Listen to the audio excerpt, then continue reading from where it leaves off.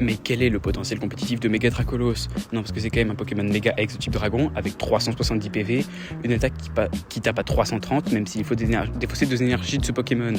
Il a un talent incroyable qui lui permet de faire un free switch et non pas une retraite. Il possède également d'excellents soutiens que nous allons voir tout de suite.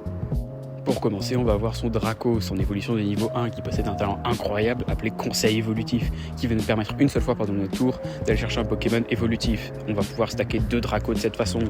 Ensuite, comme autre soutien, on va avoir l'Emperoi qui nous permet d'attacher une fois pendant notre tour une énergie électrique à un de nos Pokémon de banc depuis la pile de défausse.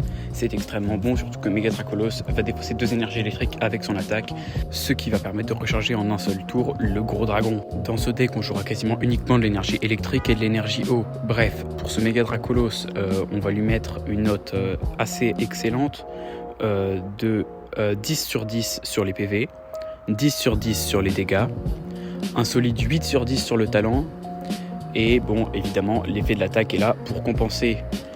Concernant ses soutiens, on va lui mettre un solide 7 sur 10, ce qui nous fait une très bonne moyenne de 8,5 sur 10, même si je trouve que le Pokémon n'est vraiment pas représenté sur le format compétitif japonais et qu'il a vraiment un très gros potentiel.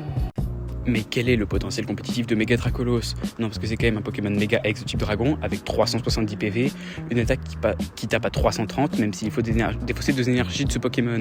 Il a un talent incroyable qui lui permet de faire un free switch et non pas une retraite.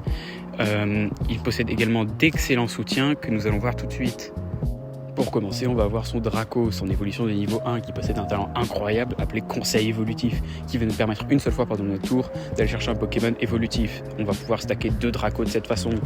Ensuite, comme autre soutien, on va avoir l'Emperoi qui nous permet d'attacher une fois pendant notre tour une énergie électrique à un de nos Pokémon de banc depuis la pile de défausse.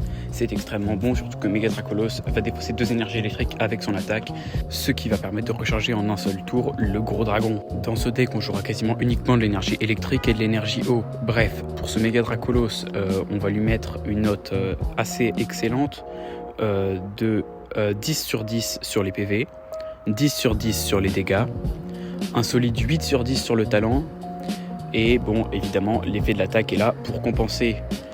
Concernant ses soutiens, on va lui mettre un solide 7 sur 10, ce qui nous fait une très bonne moyenne de 8,5 sur 10, même si je trouve que le Pokémon n'est vraiment pas représenté sur le format compétitif japonais et qu'il a vraiment un très gros potentiel.